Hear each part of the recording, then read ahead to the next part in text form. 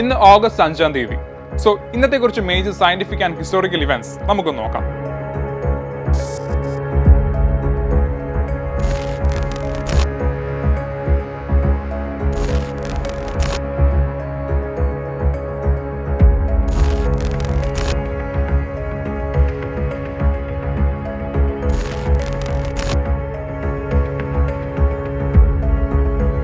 So the first one, March 6.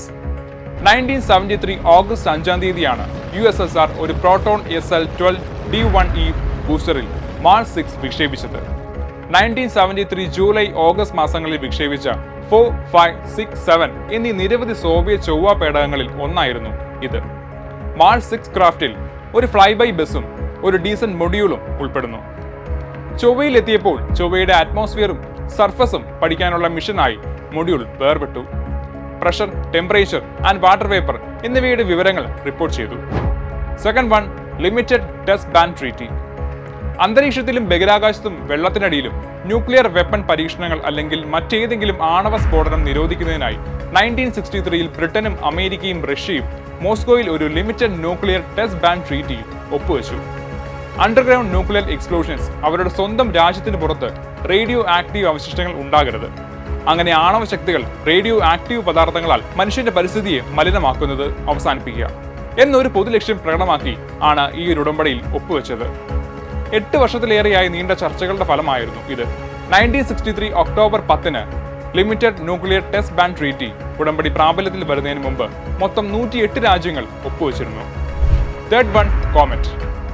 1864 August 5-നാണ് Italian ആസ്ട്രോണമറായ Giovanni Battista Donati ആദ്യമായി ഒരു കോമറ്റിന്റെ വാലിന്റെ ആദ്യത്തെ സ്പെക്ട്രോസ്കോപ്പിക് നിരീക്ഷണം നടത്തിയത്. സൂര്യനിൽ നിന്നും അകലെയുള്ള ഒരു കോമറ്റിന്റെ സ്പെക്ട്രം സൂര്യന്റെ സ്പെക്ട്രത്തിന് സമാനമാണ്. മാത്രമല്ല അതിന്റെ വിസിബിലിറ്റി പ്രതിഫലിക്കുന്നത് സൂര്യപ്രകാശം മൂലമാണെന്നും അദ്ദേഹം തെളിയിച്ചു. സൂര്യനോട് ചേർന്ന് രൂപപ്പെട്ട കോമറ്റ് അതിന്റെ വാലിൽ തിളങ്ങുന്ന വാതകം അല്ലെങ്കിൽ ലൂമിനോസ് ഗ്യാസ് ഉണ്ടെന്ന് ഡൊണാറ്റി കാണിച്ചു.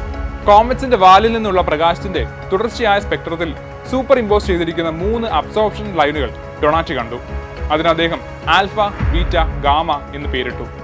ഇപ്പോൾ സ്വാൻ ബാൻഡ്സ് എന്ന് അറിയപ്പെടുന്നു.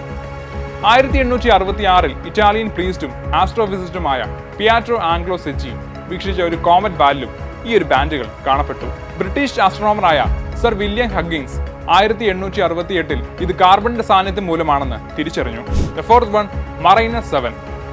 1969 ഓഗസ്റ്റ് 5-ാം തീയതിയാണ് മറൈനസ് 7 ചൊവ്വയെ മറികടന്നത്.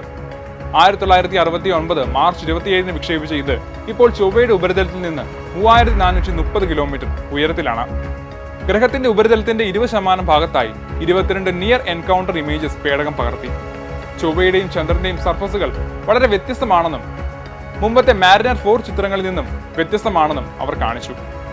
മറ്റു ഉപകരണങ്ങൾ വഴി അറ്റ്മോസ്ഫിയറിക് മെഷർമെന്റ്സ് എടുക്കുകയും സൗത്ത് പോളിലെ മഞ്ഞ് മൂടിയ ഘടന കൂടുതലും ഫ്രോസൺ കാർബൺ ഡയോക്സൈഡ് ആണെന്നും വെളിപ്പെടുത്തുകയും ചെയ്തു. റേഡിയോ ടെലിമെട്രി വഴി ഗ്രഹത്തിന്റെ വലിപ്പം, ഷേപ്പ്, മാസ് എന്നിവയുടെ കണക്കുകൾ നൽകി. സോ ഇതൊക്കെയാണ് ഈ ഓഗസ്റ്റ് 5-ാം തീയതിയിലെ കുറച്ച് scientific and historical events. So ഇതുപോലെ ഇവന്റ്സ് ഇനിയും ഉണ്ടെങ്കിൽ നിങ്ങൾ കമന്റ് ചെയ്യുക. Thank you.